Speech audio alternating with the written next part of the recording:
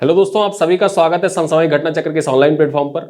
आज हम इस वीडियो में बात करेंगे गतिशील भूजल संसाधन आकलन रिपोर्ट 2024 के बारे में, जो केंद्रीय जल शक्ति मंत्रालय के द्वारा जारी की गई। और रिपोर्ट और इंडेक्स का जो सेक्शन होता है, उस सेक्शन से ये पॉइंट और ये वीडियो आपकी परीक्षा के दृष्टिकोण से मोस्ट इंपॉर्टेंट होने वाला है। आइए इस वीडियो पर चर्चा करते हैं। इस रिपोर्ट में क्या क्या बातें कही गई हैं, जो ग्राउंड वाटर है, ग्राउंड वाटर के संदर्भ में क्या क्या बातें कही गई, उन बातों पर चर्चा करते हैं। तो देश में भूजल पुनर्भरण में 2017 से 2024 के बीच की अवधि में 15 बिलियन क्यूबिक मीटर, कितना 15 बिलियन क्यूबिक मीटर की वृद्धि हुई है। यानी कि जो ग्राउंड वाटर है उसमें देखा जाए तो 2017 से 2024 के बीच की अवधि जो है उसमें 15 बिलियन क्यूबिक मीटर की वृद्धि दर्ज की गई है। और वहीं अगर देखा जाए तो भूजल निष्कर्षण में, यानी कि जो ग्राउंड वाटर होता है भूजल के निष्कर्षण में, ठीक है, 3 बिलियन क्यूबिक मीटर की कमी दर्ज की गई है। 3 बिलियन क्यूबिक मीटर की कमी दर्ज की गई है जो ग्राउंड वाटर है उसको निकालने में। बात करें तो केंद्रीय जल शक्ति मंत्रालय ने अपनी गतिशील भूजल संसाधन आकलन रिपोर्ट 2024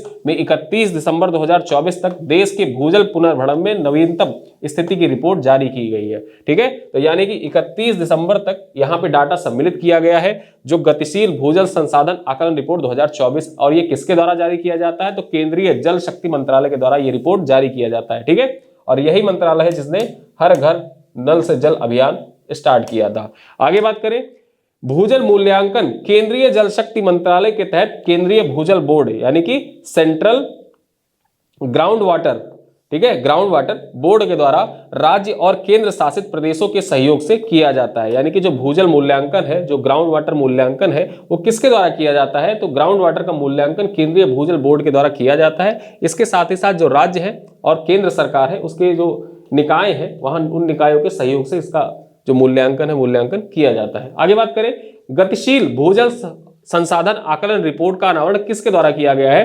तो जो गतिशील भूजल संसाधन आकलन रिपोर्ट है, इसका अनावरण केंद्रीय जल शक्ति मंत्री कौन है वर्तमान में? सीआर पाटिल है। सीआर पाटिल के द्वारा कब किया गया? 31 दिसंबर 2024 को किया गया। डेट इंपॉर्टेंट हो जाता है, मैं हर बार हर वीडियो में आपको बताता हूं कि जो डेट है और या वो अनावरण किसके द्वारा किया गया, ये सारी चीजें इंपॉर्टेंट हो जाती है आपकी परीक्षा के दृष्टिकोण से। आपने यूपीपीसीएस का पैटर्न इस बार देख ही लिया है, डेट भर भर के पूछा है, तो याद रखना केंद्रीय जल शक्ति मंत्री कौन है वर्तमान में? सीआर पाटिल है। इनके द्वारा 31 दिसंबर 2024 को ये रिपोर्ट जारी की गई थी। अब यहां पर ग्राउंड वाटर की बात हुई है, तो ग्राउंड वाटर के बारे में कुछ चीजें जान लेते हैं कि भूजल पुनर्भरण क्या है।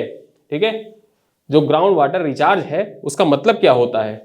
तो ग्राउंड वाटर रिचार्ज को सामान्य अर्थों में अगर हम बात करें तो सामान्य अर्थ में भूजल पुनर्भरण से तात्पर्य मिट्टी के माध्यम से भूमिगत जल स्तर तक पानी के नीचे की ओर प्रवाह की प्रक्रिया है। यानी कि जो ग्राउंड वाटर है, जैसे आप तालाब है, कुएं है, कुएं के माध्यम से जो पानी है मिट्टी के माध्यम से धीरे धीरे जो ग्राउंड वाटर रिचार्ज होता है, उसी को भूजल पुनर्भरण कहते हैं। पानी का प्रवाह बारिश या बर्फ के पिघलने के कारण हो सकता है। जो पानी का प्रवाह है वो किस कारण से?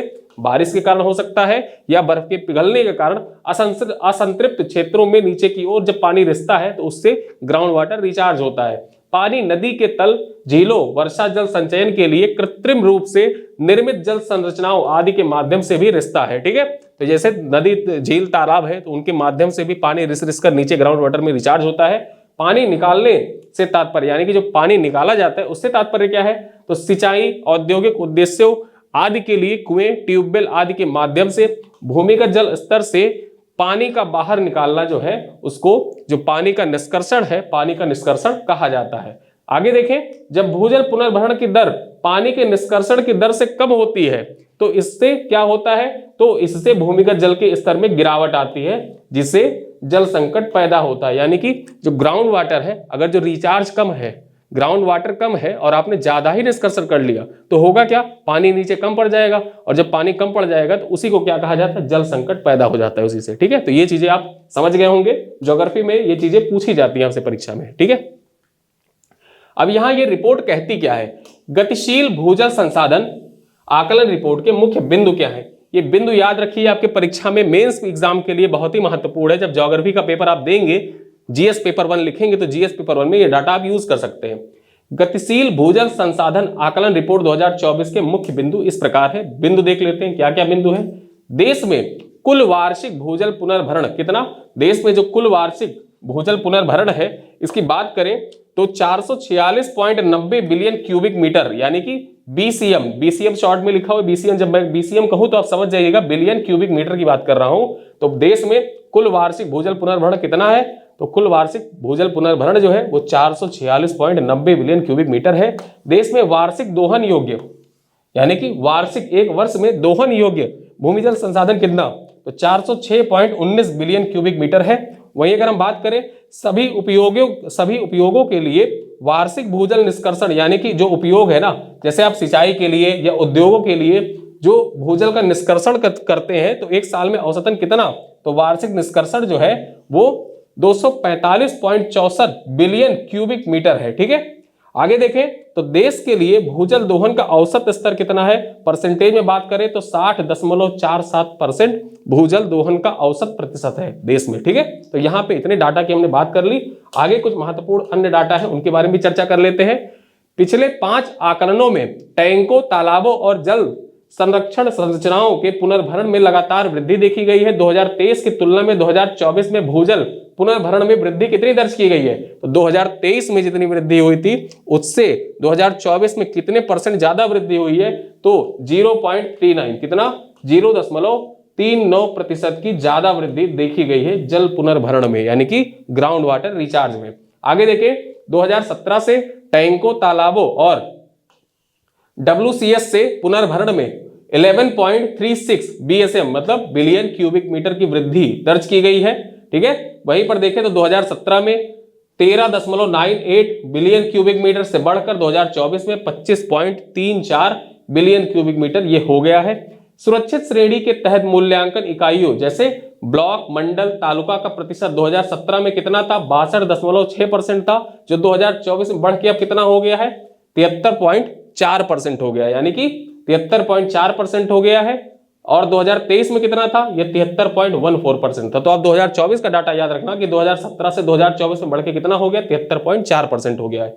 आगे बात करें अतिशोषित मूल्यांकन इकाइयों का प्रतिशत जो है 2017 में 17.24 से घटकर कितना हो गया, जो अतिशोषित मूल्यांकन इकाइयां हैं वहां पर देखा जाए जो परसेंटेज था 2017 में 17.24% था, वो घटकर 2024 में 11.13% हो गया है। और 2023 में कितना था, 11.23% था। तो आपको डाटा कौन सा याद रखना है, 2024 का डाटा याद रखना है कि 2024 में घटकर कितना हो गया, 11.13% हो गया। तो यहाँ पे हमने जो भूजल ग्राउंड वाटर रिचार्ज से संबंधित जो डाटा जारी किए गए, गतिशीलता रिपोर्ट जारी की गई, गतिशील भूजल संसाधन आकलन रिपोर्ट, ये आपकी परीक्षा के दृष्टिकोण से, मुख्य परीक्षा के दृष्टिकोण से बहुत ही इंपॉर्टेंट डाटा है। ये आप डाटा याद कर लीजिए, आप इस वीडियो को 2 बार देखिएगा, ये डाटा आपको याद हो जाएगा। कुछ महत्वपूर्ण डाटा जो पॉइंट्स हैं उन पॉइंट्स को नोट कर लीजिए, मेंस एग्जाम में आप इसको यूज करिएगा।